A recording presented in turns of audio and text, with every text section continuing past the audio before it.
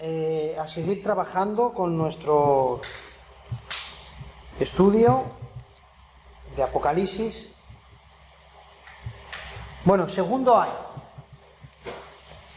¿Alguien tiene un poco de recuerdo del primero? Primer ay, la semana pasada hablemos de una serie de langostas, ¿con qué? Con caras y... El pozo del abismo. Exactamente, el tío Enrique tiene más memoria que la juventud, si es que es muy joven, si es que...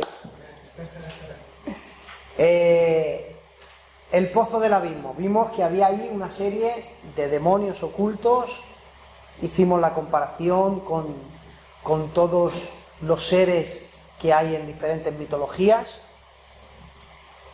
y vimos que esas civilizaciones no pueden salir de otra mente que no sea de una mente diabólica.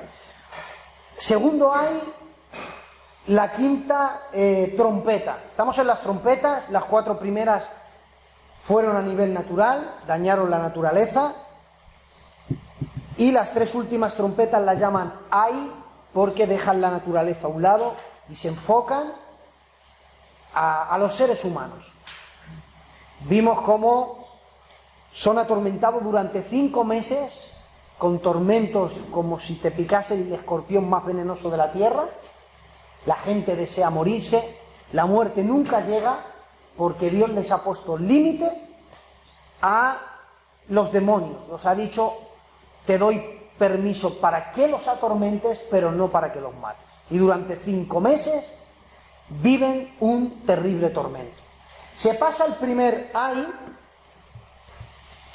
Apocalipsis capítulo 9, verso 12, pastor, buenas noches.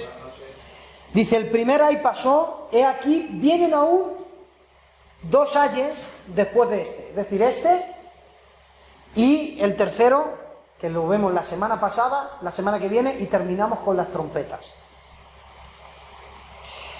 El sexto ángel tocó la trompeta y hubo una voz de los 4 cuernos del altar de oro que está delante de Dios. Esto, a ver, se entiende que no nos venga a la memoria rápido, pero este altar ya lo hemos visto. Este altar, de hecho, dediquemos una clase y en una clase hablemos mucho de este altar, que es el 5.º sello, los mártires en la tribulación. Ha venido justo, puntual. Los mártires en la tribulación. Dice que cuando estos están, hay un altar que le llaman el altar del incienso. ¿Alguien se acuerda qué hay en el altar del incienso? Dice las oraciones de los santos. Cuando se abre el 7.º sello y se van a dar las trompetas a 7 ángeles, ¿qué es lo que hay? Dice la Biblia que hubo un ángel que fue al altar. Primero habla de las oraciones de los santos. Dijimos que las trompetas desatan la ira de Dios para reivindicar un poco la injusticia que ha habido en el mundo. Pastor, no los puedes regañar porque están entrando, por 10 segundos entra uno. Dice que las trompetas vienen como consecuencia a que Dios ha recogido las oraciones de los mártires en la tribulación, y las trompetas son parte también, entran dentro, aunque las trompetas son parte del juicio de Dios, pero ese juicio de Dios, en ese juicio Dios reivindica las oraciones de los santos. ¿Hasta cuándo, Señor santo y verdadero, vengas la sangre de nuestros hermanos que moran en la tierra? Bien, pues los ayes son parte de hasta cuándo, Señor, vengan la sangre. Entonces el Señor, de alguna manera, porque le dice descansen un poco de tiempo hasta que se complete el número de los consiervos, de alguna manera le dice ahora no, pero va a haber un momento que todo lo que me estáis orando se recoge en un altar llamado el altar del incienso, y todas las oraciones van a ver contestadas. Dicho de otro modo, el Señor siempre contesta oraciones, lo que a veces contesta que no. Muchas veces queremos que Dios nos conteste a todos que sí, y hay una película que a mí me gusta mucho, Mira, ¿ves? Se la viene a la mente y a él también. Y a ti seguro. Se llama Como Dios. Es una película de risa. Pero me encanta la película, el argumento, porque le dice, que yo estoy haciendo mal mi trabajo. Le dice Dios, bueno, pues toma, te voy a dotar de todos mis poderes y vas a ser Dios, pero claro, le limita a Dios. Dice, nada, en una región muy pequeña. Claro, hay un momento que las oraciones, como es Dios, él escucha oraciones. Y escucha tantas oraciones que a él le molestan tanto, entonces él decide, la genial idea se le ocurre de coger todas las oraciones y meterlas en un ordenador. Claro, ahí está todo bien. Y claro, de pronto, un millón de oraciones. Dice, la gente se pasa todo el día orando. Y empieza a contestar una noche y le da el amanecer. Y dice, esto no es vida, porque me tengo que tirar toda la vida no atendiendo, sino pusiendo sí a las oraciones. Y se le ocurre la genialidad de decir, vale, pues mira, ya está la solución, voy a contestar a todas las oraciones que sí. Y da un botón y hace todas las oraciones que sí. Y dice, ¡hala! Ser felices. Y entonces vienen los desastres. Hay gente que ha pedido que le toque la lotería, sí, a 15.000, entonces no les ha tocado a nadie en los disturbios. Y empiezan los problemas de las contestaciones de Dios de sí. Y hay un caos en la ciudad y le dice, se le presenta a Dios y dice, ¿qué te pasa? ¿Que estás agobiado? Dice, no sé, es que yo contesté a todas las oraciones que sí, porque dije, si contesto que sí, todos son felices. Y le dice Dios, ¿y desde cuándo el hombre sabe lo que quiere? A veces te contesta que no, porque no sabemos lo que queremos. De hecho, hay un texto que dice, pedís y no recibís porque pedís mal para gastar en vuestros deleites. Ahí tienes una contestación que es de Dios, pero es que no te lo concede. Pero a veces Dios no te concede algo porque lo que tiene para ti es más grande que lo que le estás pidiendo. Que es lo que le pasó. Dice, y vino la mujer de Zebedeo y le dijo, fíjate cómo son Santiago y Juan, que en vez de ir ellos de cara y decirle, oyes, ¿nos concedes un lago en tu reino? Se lo dijo a su madre para que su madre se lo dijera a Jesús. Y dirá, no, a lo mejor a la mamá no se lo niega. Entonces le dice, tengo una petición, ¿cuál? Permite que en tu reino mis hijos se sienten, uno a tu derecha y otro a tu izquierda. Lean el episodio porque dice la Biblia que los demás discípulos se callaron. Me imagino a los apóstoles hablando y cuando viene la mujer y le dice, deja que mis hijos se sienten uno a tu derecha y otro a tu izquierda, me imagino que en la conversación hicieron. Y uno diría, como le diga que sí, ¿dónde quedamos nosotros? Jesús se le queda mirando así. Claro, Juan luego siguió la conversación. Cuando su madre rompe el hielo, Juan la sigue. Y le dice, no sabes lo que estás pidiendo. Y le dice que no. Déjame que me sienta a tu lado. Le dice no. Cuando tenía 15 años le dijo que no. Cuando tiene 95 años le está revelando el Apocalipsis. Yo me imagino al Señor diciendo, escribe, escribe. Y Juan sentado así. ¿Y qué escribo, Señor? Escribe, al que venciere, le daré. Y dice, oye, mira, ¿te acuerdas cuando 80 años te dije que no te concedía que te sentaras a mi lado? Pero otro diría, ¿y cómo olvidarlo? Bueno, te voy a decir el por qué te dije que no. Al que venciere, le daré que se siente conmigo en mi trono. Y Juan diría, vale. ¿Sabes por qué cuando tenía 15 años le dijo, no te concedo que te sientas a mi lado? Porque entonces Dios le daría algo más bajo que lo que tenía para él. Yo no te quiero a mi lado, te doy que te sientes conmigo en mi trono. Entonces a veces te dice Dios que no, porque lo que tiene para ti es más grande de lo que le estás pidiendo. Luego me parece que tengo ganas de predicar, ¿verdad? Sí. Ese es el altar de las oraciones de los santos. Diciendo al sexto ángel que tenía la trompeta, desata a los 4 ángeles que están junto al gran río Éufrates, que están como atados. El lenguaje de Apocalipsis es un poco complicado. Es complicado Porque cuando yo leo este texto aislado, fuera de cualquier otro texto de Apocalipsis, tengo un problema serio. Porque veo ángeles que están atados. ¿Y por qué están atados los ángeles? Si supuestamente los ángeles son buenos. Bueno, ya estuvimos hablando que los demonios, antiguamente, ¿qué fueron? Ángeles. Entonces la hermenéutica es muy importante porque nos va a ayudar a separar estas cosas. Que aparece en la Biblia la palabra ángel y se refiere a un demonio. O que en el mismo libro aparece la palabra ángel y se refiere a un pastor. Porque las cartas fueron enviadas a las iglesias, al ángel de la iglesia en la Odisea, al ángel de la iglesia en Éfeso, y se refería al pastor. Que están viniendo cada 10 segundos.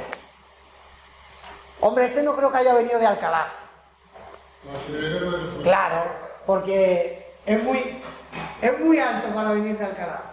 Dios te bendiga, amigo. Dios te bendiga mucho. Bueno, esperado. Me alegra verte.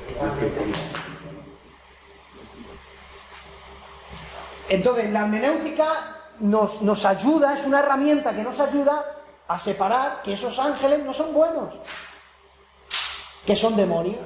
Demonios que se rebelaron con Dios. Y aquí va lo interesante. Cuando hubo la rebelión, que eso da para una clase, no solamente se rebelaron ángeles, sino que al haber una jerarquía angelical de ángeles, arcángel, querubines, serafines, hubo una rebelión de todos, porque no nos olvidemos que Satanás no era un ángel. Satanás era un querubín único en su especie, porque es el único querubín que tiene una cara. Porque cuando vemos la Biblia, los demás querubines no tienen una cara, tienen 4. Pero cuando hablamos de luz bella, es querubín grande y protector. Es el único que tiene ese título. Por lo tanto, nos da a entender que es un querubín único en su especie. Luz bella fue un querubín único en su especie. Fue parte de la rebelión, el que inició todo. Cuando se rebelaron la tercera parte de las estrellas. He ahí la hermenéutica otra vez, que la palabra estrellas se asocian a los ángeles, pero en el mismo libro hay estrellas que se asocian a los pastores también, porque en Apocalipsis 1:20 dice que son estas estrellas que tienes en tu mano, dice son los ángeles de la iglesia. Se refiere también a los pastores. Entonces, cuando se rebelaron muchas clases de seres, y entre ellos unos más poderosos que otros, porque hay seres en el cielo que son más poderosos que otros. Miguel es más fuerte que los ángeles. De hecho, Miguel comanda un ejército de ángeles. Mira si hay demonios fuertes. Así mejor. Mira si hay demonios fuertes que esto lo voy a dar de aquí 2 semanas en la iglesia. En mi iglesia lo daré. Estamos estudiando Daniel, y en el capítulo 10 de Daniel le está contando Gabriel, le cuenta a Daniel el motivo de por qué ha tardado 3 semanas en darle la respuesta. Y dice, Dios me mandó a darte la respuesta en persona, pero cuando yo iba se me opuso el príncipe de Persia. Y príncipe no era un ser humano, príncipe era un demonio que luego, gracias a Éfeso, sabemos que a esos demonios se les considera principados. Son principados porque en la jerarquía de demonios los considera príncipes. Es decir, que comandan a gente más inferior a ellos. Es decir, que hay demonios que gobiernan a otros demonios. De la misma manera que hay un arcángel que comanda ángeles, y luchaba Miguel y sus ángeles son suyos, pero no suyos porque le pertenecen, sino son suyos porque están bajo su autoridad. Y cuando Miguel les manda algo, ellos obedecen. Prueba de que, aunque hay gobierno, no es algo antibíblico. Uno de los motivos por los que se rebeló Luz Bella, dice, a causa de la multitud de tus contrataciones, fuiste lleno de iniquidad y pecaste. Y uno se pregunta, ¿y qué anda Luz Bella contratando qué en el cielo? A causa de la multitud de tus contrataciones. Dios le había dado autoridad para contratar a ángeles para su trabajo. ¿Y qué trabajo tiene un querubín? Proteger. ¿Qué hay en el arca de la alianza? 2 querubines sobre una tapa que protege lo que hay dentro. Los querubines fueron creados para proteger. Otro texto, cuando el hombre peca, Dios pone no ángeles, pone querubines en el camino que va al árbol de la vida para guardarlos con espadas de fuego. ¿Por qué? Porque los querubines fueron creados para proteger. Por eso hay querubines frente al trono de Dios. Ezequiel capítulo 1 vemos querubines en las 4 esquinas del trono de Dios. Entonces los querubines fueron creados para proteger. Luz Bella fue creado para proteger, para cuidar. Pero si es que en el cielo no había pecado, pues fíjate uno de los motivos para cuidar que no hubiera una rebelión. Porque Dios no ha creado a ningún ser sin la libertad de escoger. Y el encargado de que no hubiera una rebelión, provoca una rebelión a causa de una decisión. Entonces hay ángeles que son poderosos. Estos eran poderosos y cuando se rebelan pierden su cuerpo. El tormento de los demonios es que pierden su cuerpo. Por eso los demonios desean poseer a gente, porque sin cuerpo viven en tormento. Y en un cuerpo suelen descansar. De manera temporal hayan un descanso parecido al cuerpo que tenían. Judas nos habla de que perdieron su morada. No solamente su lugar de residencia, sino su morada, pierden sus cuerpos.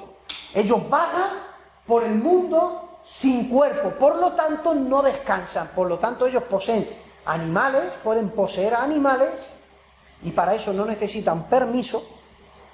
Por eso la legión, los endemoniados de Gadara, se metieron en los cerdos. Ellos pueden poseer animales. Los demonios pueden poseer animales, pero no descansan. Por eso ellos desean poseer un cuerpo humano. ¿Por qué desean poseer un cuerpo humano? Porque somos semejantes al Altísimo. Es el mejor cuerpo para que ellos puedan descansar. Atormentando al ser humano, ellos encuentran un alivio. El problema que tienen, que ellos se han encontrado que el ser humano no es como un animal. El ser humano, a menos que no le dé permiso para poseerle, no se pueden poseer. Un demonio no puede poseer a cualquiera que le dé la gana. Bueno, a ver, a este le voy a poseer. No funciona así. Porque si Dios respeta la decisión, el diablo no es quien para romper una norma que Dios respeta. Dios no entra en tu vida a menos que no quieras. El diablo tampoco. Por eso no deis lugar al, porque no tiene lugar. ¿Está clara la idea? ¿Alguna duda? Estos ángeles se convierten en demonios, pero siguen siendo muy poderosos. Por eso están atados.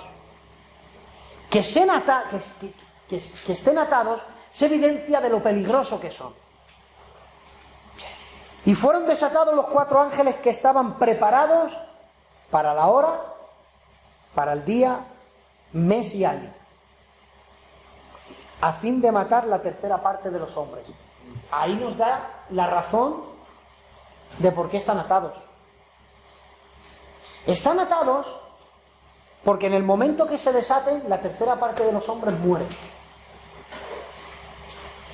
Están atados porque cuando fueron desterrados, su único deseo era matar al ser humano. Y Dios no tuvo por más que atarlos. Y los ató Dios, y a día de hoy están atados. Y no se pueden desatar. Y Dios, me encanta que Dios está en el cielo, estos demonios están atados en la tierra y no se pueden desatar porque Dios tiene día, mes, año, incluso la hora. Ni los demonios pueden hacer lo que a ellos les dé la gana.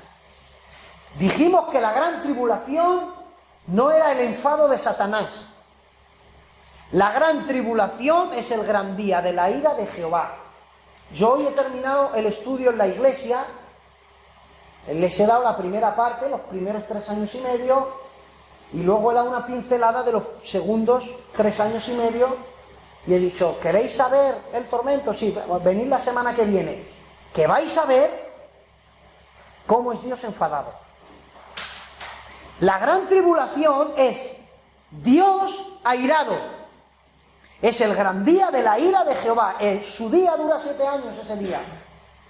Como para Dios su día en 1000 años, pues en este caso su día dura 7 años.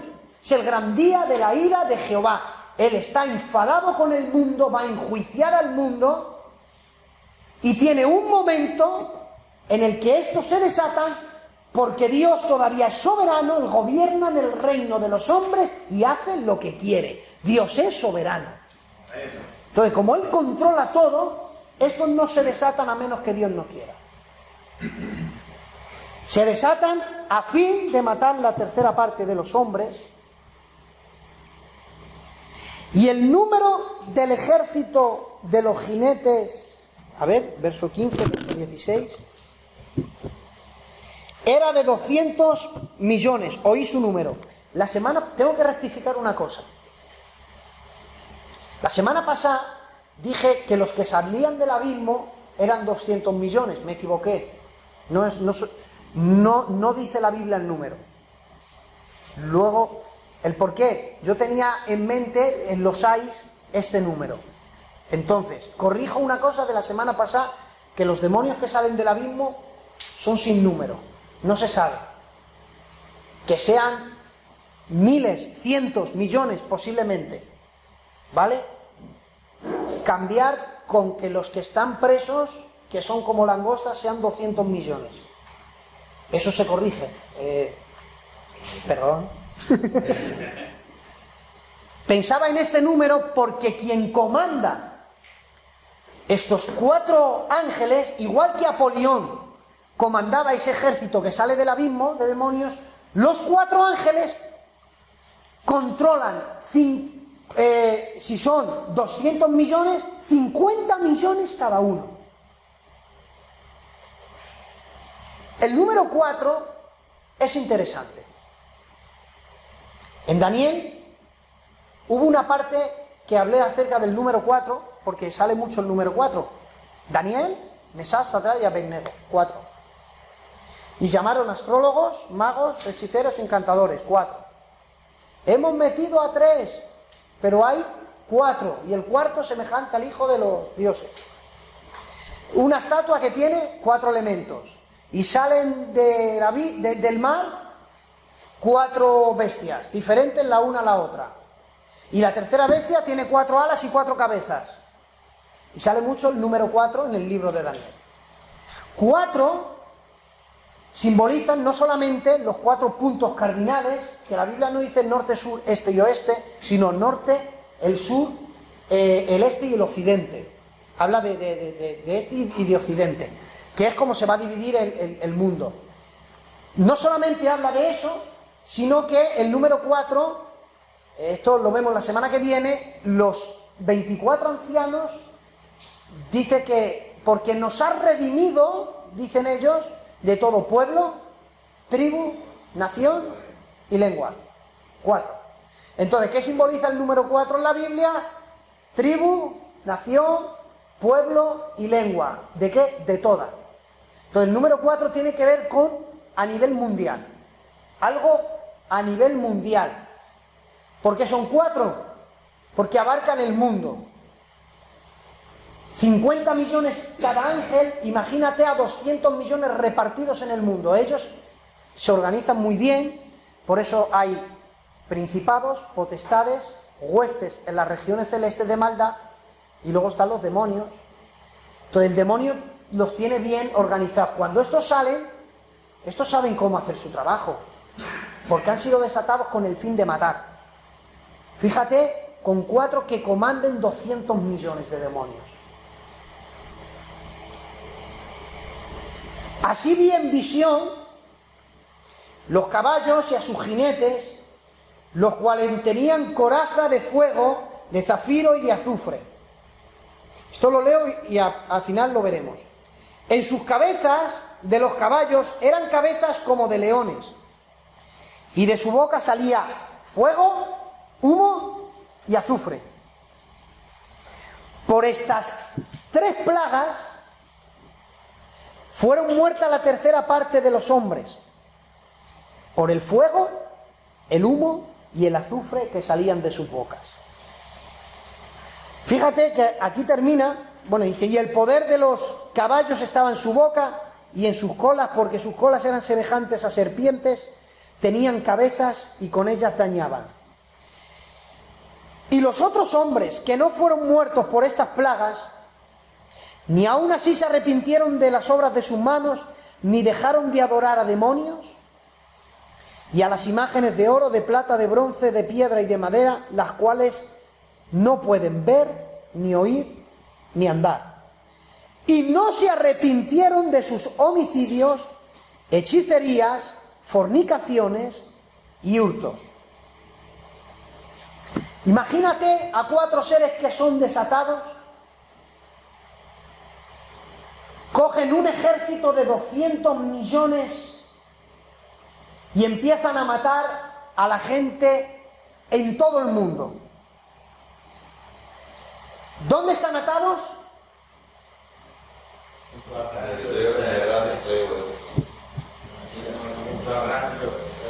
Verso 14, desata a los 4 ángeles que están atados, no en el río, junto al río. No en el río, sino junto a él. Muchas veces se representa que están debajo del agua. No, están junto al río. ¿En qué lado? No se sabe, pero lo que sí sabemos es que el Éufrates recorre todo eso. Este es su inicio. Este es su inicio y desemboca. Que luego desemboca en el mar. Pero ese es su inicio. Recorre la tierra de Irán por completo, el río Éufrates, Siria y parte de Turquía. En esa región es que están atados. ¿Dónde? No se sabe. Junto al río. Entonces, fuera de esa región no están. Pero dentro de esa región es que ellos están atados. Fíjate que no es casualidad que dentro de esa región el Éufrates atraviesa 3 países. Número 1, Asiria, que es este, o Irán, perdón. El primero es Irán. Estas son estadísticas del día de hoy. 47 millones y medio de habitantes. Ya son habitantes, ¿eh? ¿Cuántos tiene España? Por ahí, ¿no? El 0,3% creen que son cristianos. El 0,3%. El 1%, ¿qué serían? 4.000 y pico, 4.700. Imagínate, 47, todo España, y el 1%, 4.700 cristianos, solamente en todo España, y todos los demás musulmanes. Ninguno son cristianos. Dentro de cuando yo digo musulmanes, están divididos, el Estado Islámico está dividido en 2. Están los sunís y los chiitas, que están divididos en 2, que son los que les llaman los más radicales, que son de los que vienen todo el tema del terrorismo, de que a las mujeres, que esto está ocurriendo en Irán, de que a las mujeres no las dejan estudiar, no las dejan leer, y todas estas atrocidades que hacen vienen de una parte radical musulmán. Luego está la otra parte que son radicales, pero no son como ellos. Entre ellos también están divididos porque creen que el mensaje del Mahdi, que ahora voy a hablar de él, lo interpretan de diferente manera. El 0,3 cristiano.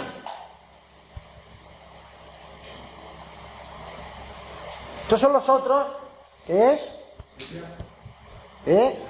Siria. 26 millones y medio, el 10% son cristianos. Son estadísticas que hay. ¿Sabes cómo hacen los musulmanes que se convierten al cristianismo? ¿Saben cómo hacen los cultos? En una ocasión leí que lo venden como una fiesta, una boda o un cumpleaños. En ocasiones como una boda. ¿Te imaginas tener que celebrar una boda para hacer un culto a Dios? Porque si pasan por allí y ven una boda, claro, es un delito penado por la muerte. ¿Qué hacen? Lo disfrazan un evento por un culto. Nosotros no sufrimos la persecución, pero ya hay países como estos en los que los cristianos son crucificados, son asesinados, les cortan la cabeza, no les dejan hacer cultos, no hay Biblia. Por eso se inventó una Biblia, es que no sé dónde puedo conseguirla, pero hay una Biblia que se llama la Biblia Indestructible. La crearon unos científicos cristianos de la NASA. Es una Biblia, hay un vídeo por ahí, verlo en YouTube, intentan romperla, no pueden romperla, le tiran barro, luego la empapan con agua para que el barro se vaya, no se moja, no se quema.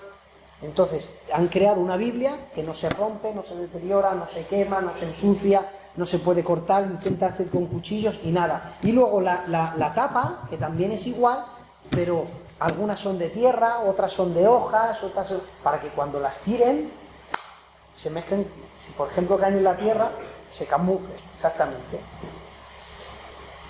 Miguel Palacios,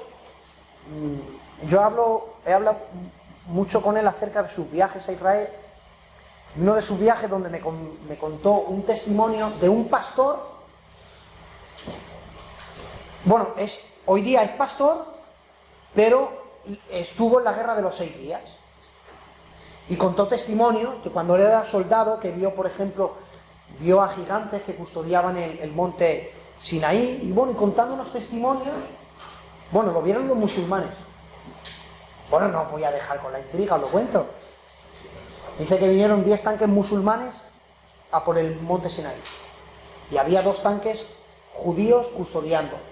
Cuando llegaron, 9 tanques se pararon todos, y 9 tanques se dieron la vuelta y se marcharon. Y un tanque quería arrancar y no podía, entonces llegaron los tanques judíos, se ordenaron a salir, salían pálidos, mirando, entonces le dijeron que por qué se habían ido sus compañeros. Y ellos no respondían, con una cara de terror miraban al monte y dijeron, ¿qué pasa? Y ya dijeron, ¿no los veis? Entonces miraron, dice el pastor que miró y no veía nada. ¿El qué? Dice, gigantes en todo el monte. Dice que vieron gigantes en todo el monte Sinaí.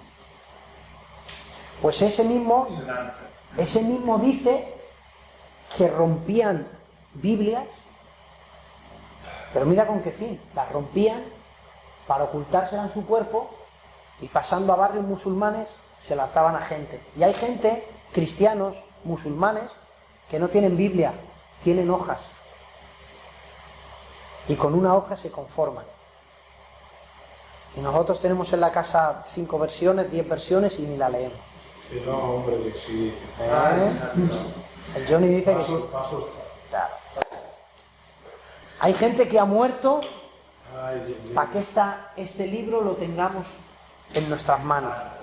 Muy bien, la verdad que sí. Turquía, el doble de España, 85, casi 86 millones de habitantes, y mira solamente el 1%.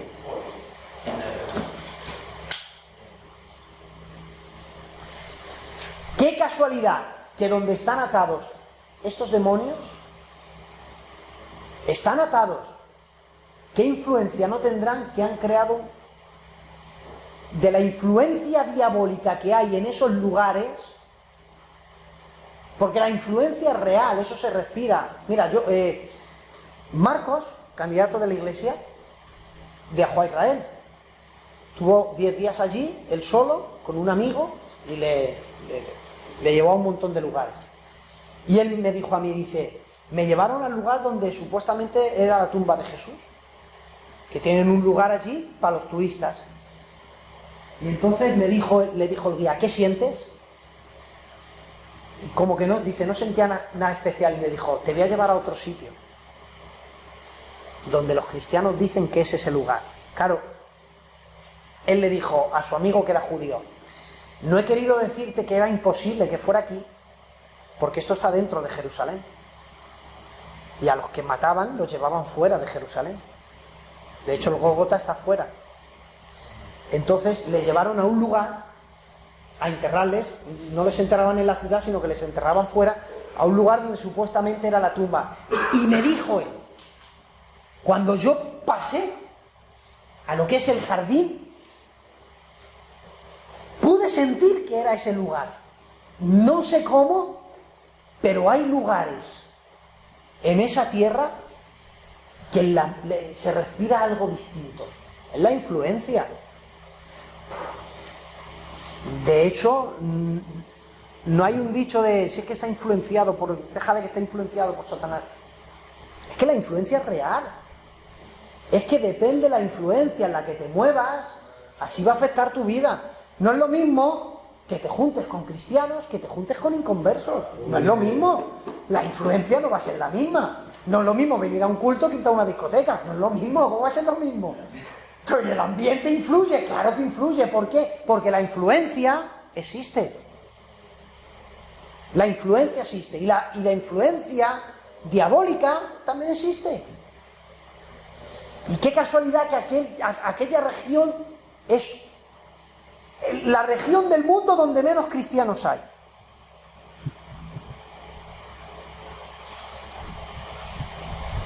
Y ahí, terminando, la visión que tienen el ejército que les acompaña. Bien, es que son raros, pero ¿y las langostas que vimos la semana pasada? Más raras que eso ya no los hay ninguno. Langostas con cara de hombre, tenían algo en su cabeza. Dios hizo llover sobre Sodoma y Gomorra fuego y azufre, de parte de Jehová de los ejércitos. Y miró hacia Sodoma y Gomorra y hacia toda la tierra, y miró, he aquí que el humo subía de la tierra como el humo de un gran horno. Estamos diciendo que la gran tribulación es el gran día de la ira de Jehová. ¿Qué nos habla de esto? El humo, el fuego y el azufre. Apocalipsis 20:10, y el diablo que los engañaba fue lanzado al lago de fuego y azufre. El infierno, el lago de fuego, está hecho de fuego y de azufre. Nos habla del poder destructivo. Hoy en Sodoma y en Gomorra, a nivel histórico, todavía hay radiactividad. No crece ni la hierba en aquel lugar. Hoy día los arqueólogos han demostrado que hay parte de la tierra y de las rocas que están carbonizadas. Hoy día hacen así y pueden tocar algo que bajó del cielo. Y se ha convertido en una tierra desierta y que nunca más va a florecer. El humo, el fuego y el azufre nos habla del poder destructor de todos estos.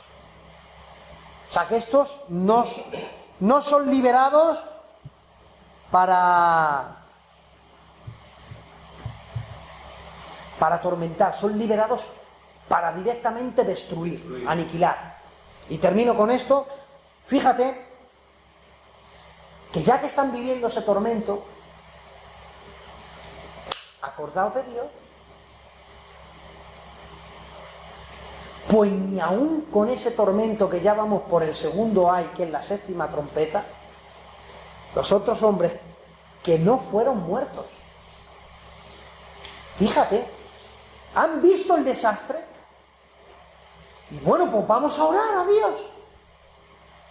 Fíjate, son 4 ángeles, ¿verdad? 4 ángeles. Hay 4 pecados que van a predominar en el mundo en ese tiempo. La Biblia no es casual, es matemático todo, ¿eh?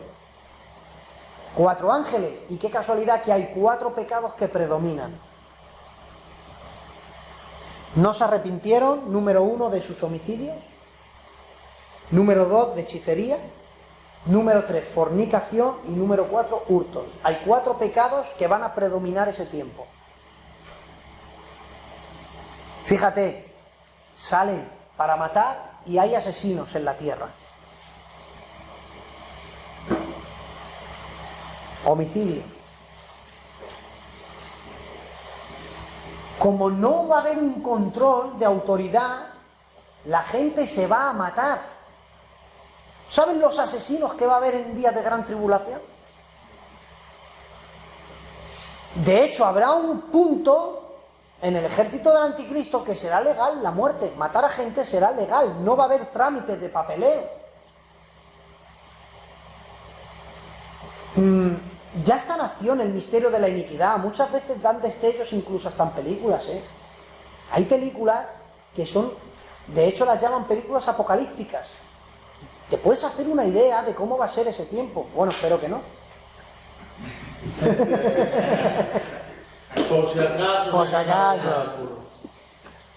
Fíjate que en aquel tiempo lo que predomine es hechicería. La gente seguirá invocando a demonios y harán todo lo posible. Pasa lo mismo con el sexto sello cuando hay un terremoto. La gente le ve en el cielo, sentado en el trono, y dice, y se metieron en las cuevas y en las peñas, decían, caed sobre nosotros y escóndenos del rostro de aquel que está sentado en el trono. En vez de aclamarle, deciden esconderse de él. Estos deciden pedir ayuda a los demonios que están aniquilando el mundo entero. Número 3, sus fornicaciones. Siempre ha sido un pecado favorito de Satanás. Uno de los pecados que el cristiano tiene que tener cuidado es cualquier pecado de índole, y aquí solamente hay varones, de índole sexual. Este es uno de ellos. De entre esos pecados hay varios. Pero cuando hablamos de esto, en aquel día, este pecado seguirá creciendo. O sea, este pecado no es algo que va a menguar, sino que va a crecer. Tenemos que tener cuidado. Hay batallas que se ganan peleando. Someteos a Dios, resistir al diablo, y el diablo ¿qué? Huirá. Hay batallas que se ganan resistiendo, hay otras que no. Dice, huye de las pasiones juveniles. Hay batallas que se ganan resistiendo, pero hay batallas que se ganan huyendo. José no podía ganar su pelea resistiendo a la mujer de Potifar, porque iba a perder. Por eso es que, aunque le agarró los vestidos, salió corriendo, dejó la túnica, pero se fue corriendo, porque si no huye, pierde. Entonces hay pecados con los que el secreto de la victoria es huir. Y cuarto, claro, como no hay control, la gente mata, pues entonces los robos, como ha dicho, el instinto de supervivencia, pues hará que la gente robe. Tendrán que robar para comer, para vivir. Es el instinto de supervivencia. No se puede poner el piano, ¿verdad? Sí. ¿Podemos ponerlo para terminar? No está. Estoy yo. Hombre, Ay, lo decía vos tú. segundo año. Terminamos.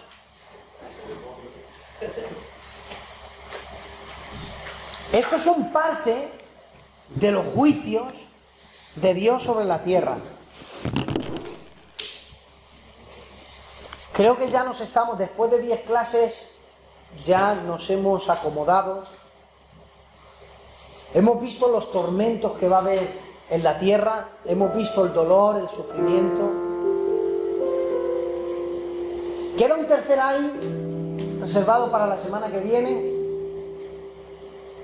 El tercer ay es increíble. Va a ser diferente porque esta vez aparece Él.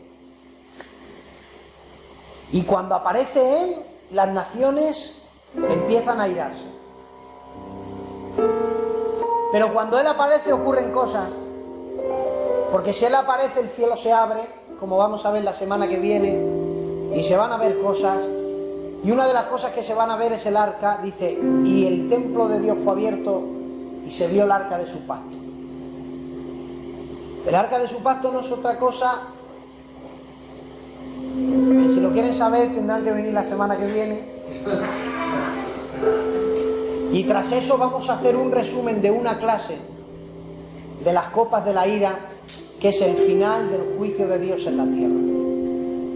Una vez que acabemos la ira, con 12 clases, decidir por qué rama de la escatología tiramos, o quizá la clase número 13 sois vosotros los que compartís. Y yo soy el que siento y grabo, y son ellos los que comparten. Porque después de 10 clases creo que me puedo tomar la libertad de decir que yo también quiero escucharos a vosotros. Vamos a orar un minuto. Padre, te doy gracias en esta noche, Señor. Gracias por estas 10 semanas de bendición donde tú nos estás enseñando, Dios mío, a sumergirnos en el mundo de tu palabra y donde podemos conocer tu carácter, Señor. Gracias por vivir en este tiempo donde estamos conociendo este lado de ternura, de amor, de gracia. Ayúdanos, Señor, a vivir de tal manera que no haya necesidad de conocer y vivir en el gran día de la ira que viene a este mundo entero, Señor. Gracias por cada hermano, Señor. Aleluya.